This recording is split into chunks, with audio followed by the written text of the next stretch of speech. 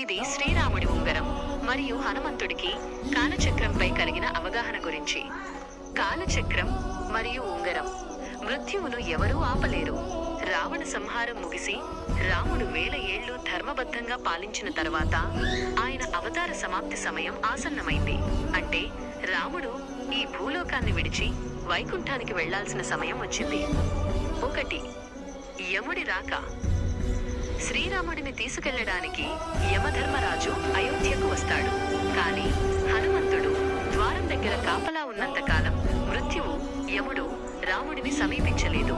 హనుమంతుడి భక్తి ముందు కాలం కూడా ఆగిపోవలసింది. 2. రాముడి ఉపాయం. తన అవతార ముగింపు ప్రకృతి నియమం అని రాముడికి తెలుసు. అందుకే హనుమంతుణ్ణి పక్కకు తప్పించడానికి రాముడు తన ఉంగరాన్ని నేల మీద ఉన్న ఒక సన్నని రంధ్రం, నేలలోని పగులు లోకి విసిరేస్తాడు.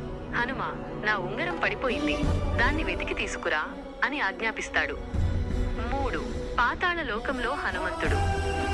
రాముడి ఆజ్ఞ ప్రకారం హనుమంతుడు సూక్ష్మ రూపం ధరించి ఆ రంధ్రం గుండా పాతాళ లోకానికి వెళతాడు. అక్కడ నాగలోకరాజును కలిసి రాముడి ఉంగరం గురించి అడుగుతాడు. అప్పుడు నాగరాజు హనుమంతుణ్ణి ఒక గదిలోకి తీసుకెళ్తాడు. 4. వందల కొద్దీ ఉంగరాలు. ఆ గదిలో రాముడి ఉంగరం లాంటివే 1000 సంఖ్యలో ఒక పళ్ళెంలో ఉంటాయి. హనుమంతుడు అయోమయంలో పడతాడు. ఇందులో నా రాముడి ఉంగరం ఏది అని అడుగుతాడు. అప్పుడు నాగరాజు నవ్వుతూ ఇలా అంటాడు, హనుమ, ఇవన్నీ రాముడి ఉంగరాలే. ప్రతి త్రేతాయుగంలోనూ రాముడు అవతరిస్తాడు. ఆయన అవతారం ముగిసే సమయం వచ్చినప్పుడు నీలాంటి ఒక హనుమంతుణ్ణి పక్కకు పంపడానికి ఇలాగే ఉంగరాన్ని కిందకు విసురుతాడు. ఇక్కడ ఉన్న ఉంగరాల సంఖ్యను బట్టి ఇప్పటికి ఎన్ని త్రేతాయుగాలు గడిచాయో నువ్వే లెక్కించుకో. 5. సత్యం తెలుసుకున్న హనుమ.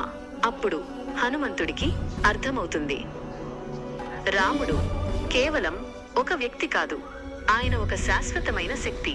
కాలచక్రం తిరుగుతూనే ఉంటుంది, రామాయణం జరుగుతూనే ఉంటుంది. మృత్యు అనేది శరీరానికి మాత్రమే, ఆత్మకు కాదు అని గ్రహించి తిరిగి అయోధ్యకు చేరుకుంటాడు. ఈ కథలోని విశిష్టత. ఈ కథ మనకు కాలచక్రం, సైకిల్ ఆఫ్ టైం గురించి వివరిస్తుంది. రామాయణం ఒక్కసారి మాత్రమే జరగలేదు, ప్రతి మహాయుగంలోనూ అది పునరావృతమవుతూనే ఉంటుంది.